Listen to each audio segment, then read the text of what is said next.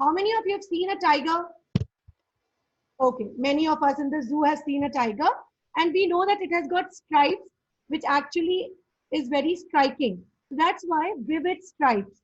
Now, here the poet is explaining the skin of the tiger, the physical appearance of the tiger, its stripes. He says they are vivid, a bright combination of orange and black. Now, pads refer to the tiger's paw and rage violent, uncontrollable anger. Now, just imagine a tiger in the cage who is very angry because he is imprisoned. He is not in its natural habitat and he is unable to control his anger. Can you go back to the previous slide? Go back to the previous slide. Okay, just want to add a note here. Velvet, quiet, quiet, rage. Understand the difference between quiet and quiet.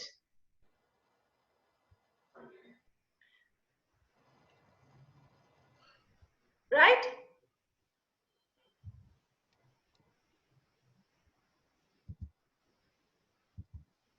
Now, what actually a tiger is supposed to do? He should be lurking in shadow, sliding through long grass near the water hole where plump deer pass because that's his food. The deer is his food. So he should actually be very alert, cautious, and just sliding through long grass so that he can pounce on the deer to eat.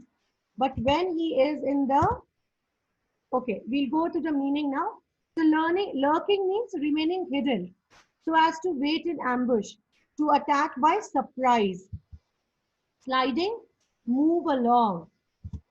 Plump, having a full rounded shape or fat. So what is the plump deer? How is it appearing to? It is a plump with full rounded shape.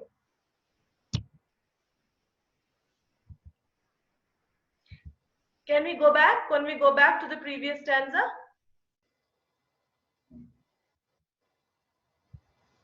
Okay.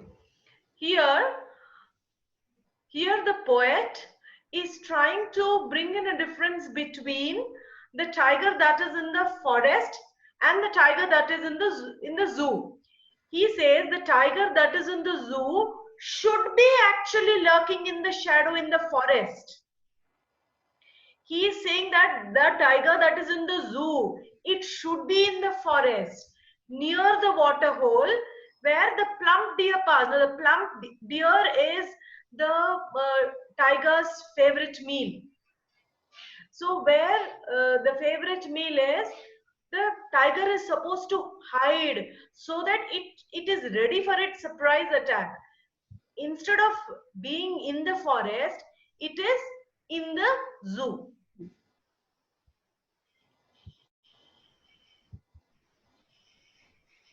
So actually what the tiger should not be in the zoo. He should be snarling around houses at the jungle's edge. So whatever the houses have encroached in the jungle boundaries, the tigers are supposed to be there. They should snarl. The work of the tiger is to pounce on the meat because they are carnivorous animals. So they feed on meat, bearing his white fangs, his claws, and terrorizing the village. We are all terrorized of a tiger, right? So that's the job of the tiger, not the job. The tiger's job is not something to be in the zoo and people coming and look at him. Tiger's job is to people fearing a tiger. So here, the poet is again saying, he should not be in the zoo. He should be snarling around houses at the jungle's edge, bearing his white fangs, his claws, terrorizing the village, not being somebody. See the picture if you can see, right? So it is terrorizing the eyes, the teeth, the fangs, everything. Snarling means angry warning sound, the roar of a lion, the roar of a tiger. Bearing means showing.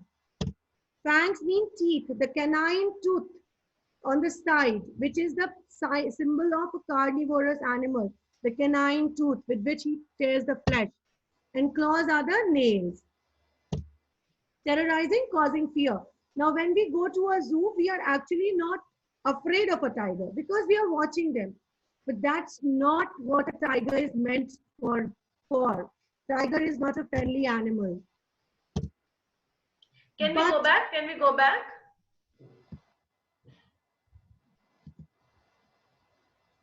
Now here, I'll just like to pitch in. Here, the true personality of the tiger is seen in the forest. The tiger is fierce, the tiger is ferocious, the tiger is fiery, the tiger is aggressive, angry. So here we can see the true personality of the tiger. Whereas in the zoo, this personality cannot be seen because he is caged. Here the poet tries to bring in the personality of the tiger. The personality of the tiger when it is in its natural habitat, when it is in the natural surroundings, that means in the forest, it can show its true personality.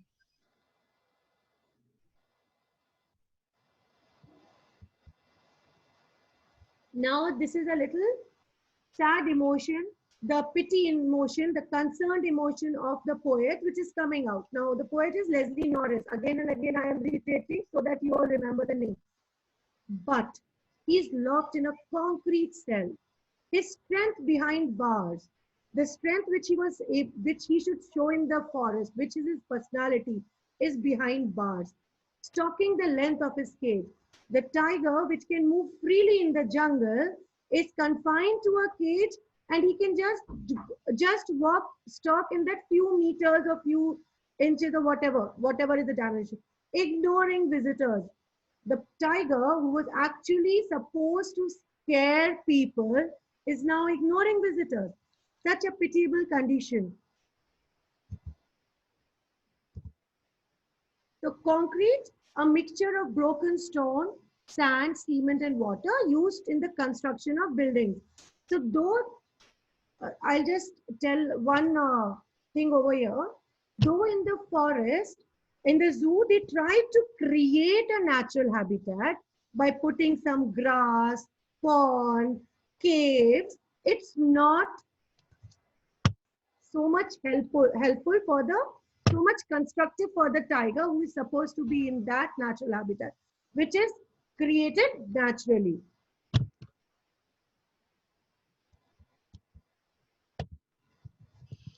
Here, the the poet is empathetic towards the tiger. The very start, but shows the contrast of the tiger that is in the forest or jungle, and the tiger is in the concrete cell. His strength is behind the bars. That means his natural personality is behind the bars, and he is ignoring the visitors. He is ignoring the visitors because he is helpless. He cannot show his true personality. That is why he is ignoring the visitors. By ignoring the visitors, he is exhibiting his displeasure. He is exhibiting his displeasure.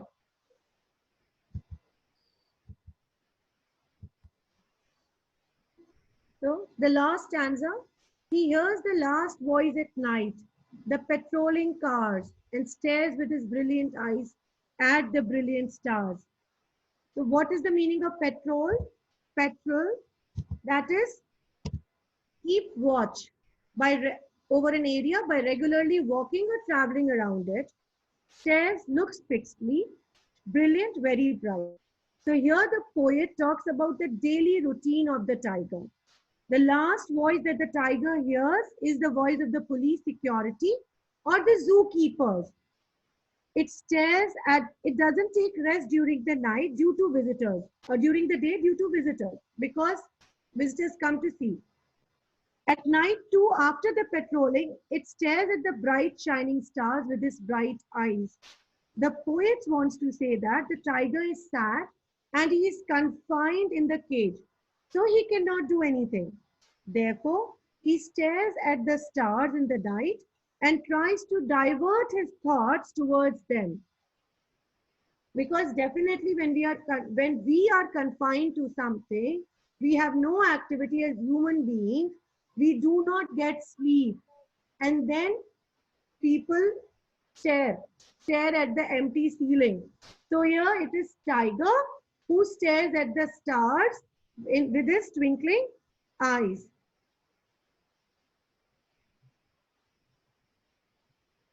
Ma'am, can we open for some doubts, ma'am, here before going to literary devices? Yes. Children, if you have any doubt, unmute yourself and you can ask.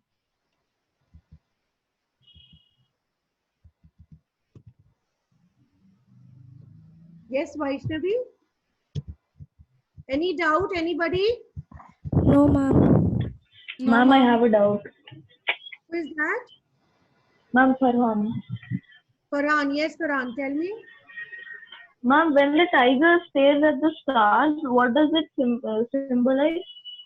It symbolizes that because he is not tired, because he could not do any activity. He's not tired, he's not getting sleep. He's not able to sleep in that confined.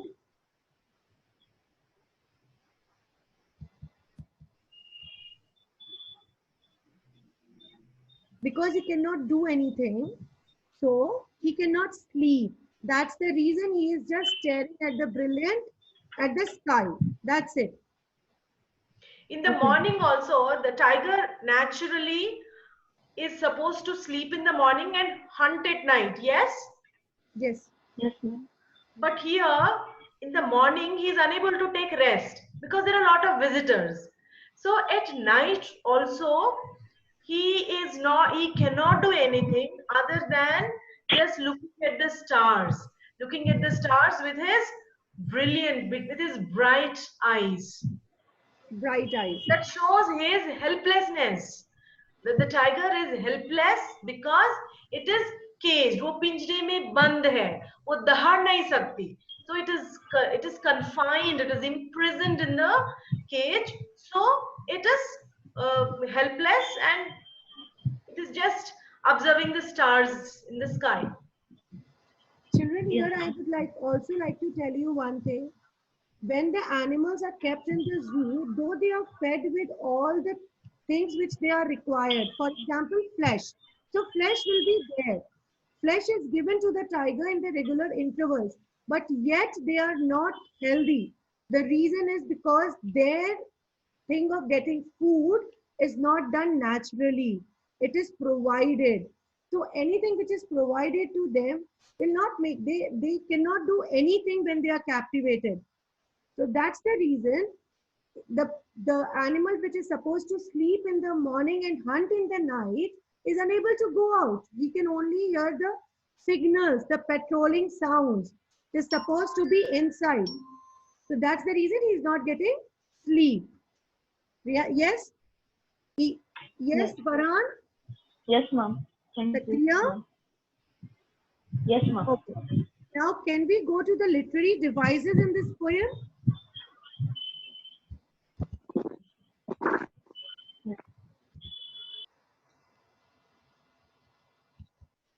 Okay. Now the first one. Do you remember that in 9th grade we have taught you how to find out the rhyming scheme? So can anybody tell me what is the rhyming scheme over here?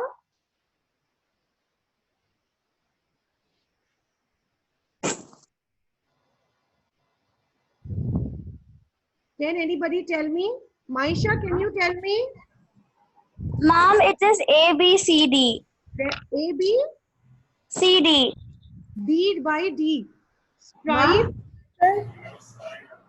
Jyotsna, tell me. Ma'am, I think it is A, B, C, D. Wonderful. A, B, C, D, because cage is rhyming with cage. So it becomes A, B, C, D. Nice. Mute yourself, everyone.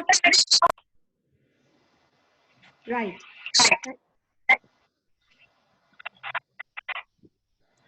Okay. Done? Now, can anybody tell me, we have done so many literary devices. Which literary device is apt for this stanza? Mita, 10 minutes left, 9 minutes left. So shall I only tell ma'am without okay. So see children, here the tiger is referred as he. That means he has been given an human attribute. So the figure of speech over here is personification. Right? Entire poem, we can see this personification. Yes, because tiger is referred to he. Now, animals are referred as it. So you all remember, I hope you all know that. So when it is given the pronoun he, it is a personification. Now there is also a metaphor used. Metaphor because it's a direct comparison between two attributes of the same animal. One in the cage and one in the forest. So it's a metaphor without using as or like. Metaphors are without using as or like. So it's a metaphor. Tiger's paws are compared with velvet, pads of velvet. Yes, ma'am. Yeah. See, when the poet here is not saying pads like velvet. He is saying pads of velvet. So that is the reason it is metaphor. When it is pads like velvet, it is simile. Now pads of velvet, so it is metaphor. Metaphor. So now the direct comparison is, the indirect comparison is called metaphor. So without as and like is a metaphor and with as and like is a simile. The third one over here is enjambment.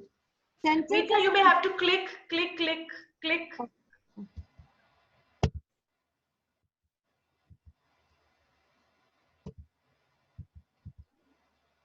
So enjambment, sentence is continuing to next line without any punctuation mark. He stops in his vivid strips the few steps of his cage. So these two sentences will have an enjambment without any punctuation mark. Next two will not have enjambment because there is a punctuation mark. The sentence is continuing in the second line also.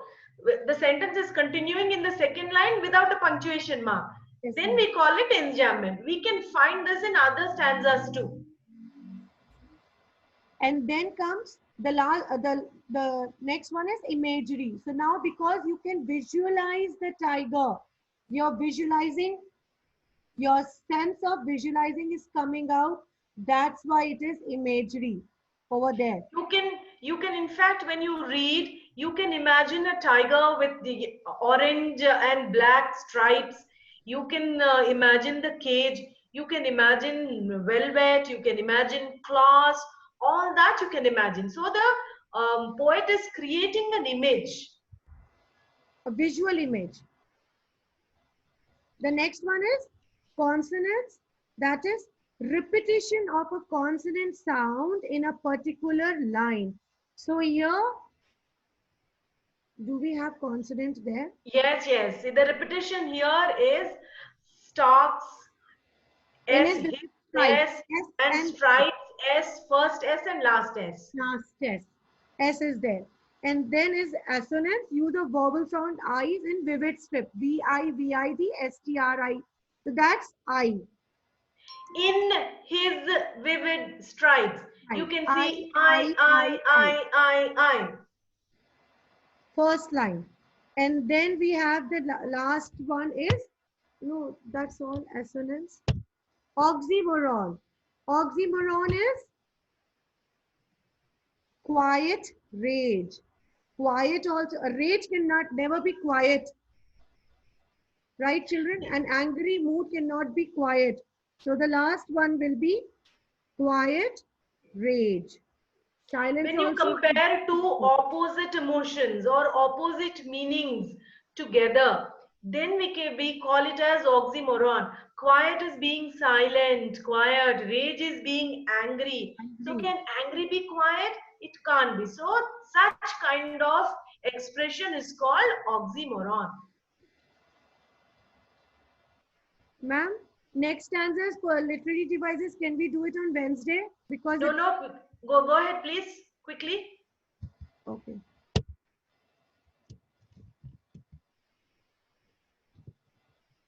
Now he should be lurking in shadow, sliding through long grass near the water hole where plump deer pass. The same rhyming scheme again.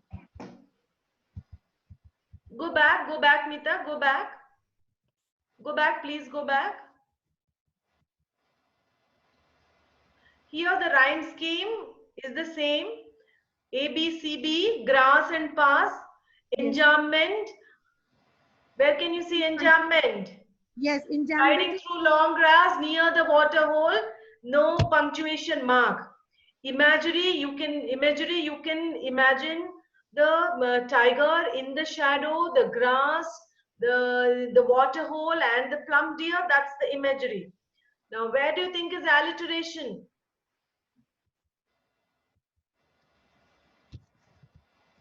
The alliteration is where the consonant sounds are repeated. So where is alliteration? Plump, pass. Pass. Plump and pass. P is being repeated. Next.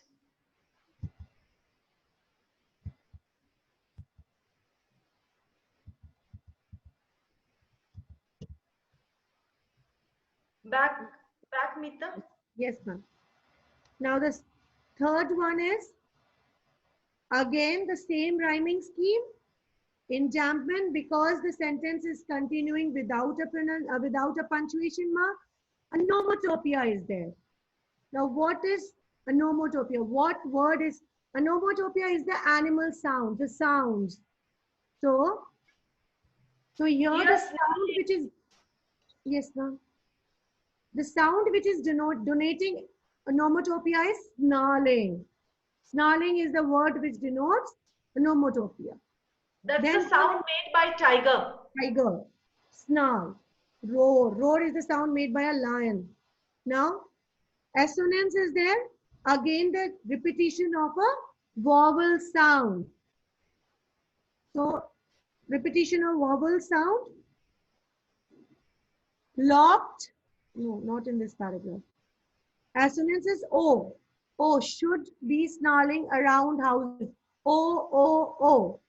Right? And consonant is using of consonant sound. Fangs, his, and claws. Can you see the last letter? Fangs, his, claws. You can see should, snarling, houses also. You can see the consonant sounds. Next. First one is, again the rhyme scheme is the same. So the entire poetry is following the same rhyme scheme. A, B, C, B. Here again personification is there because we have personified tiger with he. We have denoted the pronoun he. Assonance, use of vowel sound. Locked, concrete, cell. E, E also we can say. E locked concrete cell. Assonance, consonants, use of consonant sound. Strength, bars is the consonant sound. Alliteration, use of B, B, B, behind bars.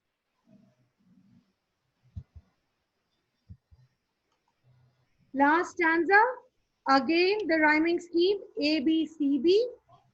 We have used enjambment again, that is, and stared with his brilliant eyes at the brilliant stars, no punctuation till the continuation of the, and the second line is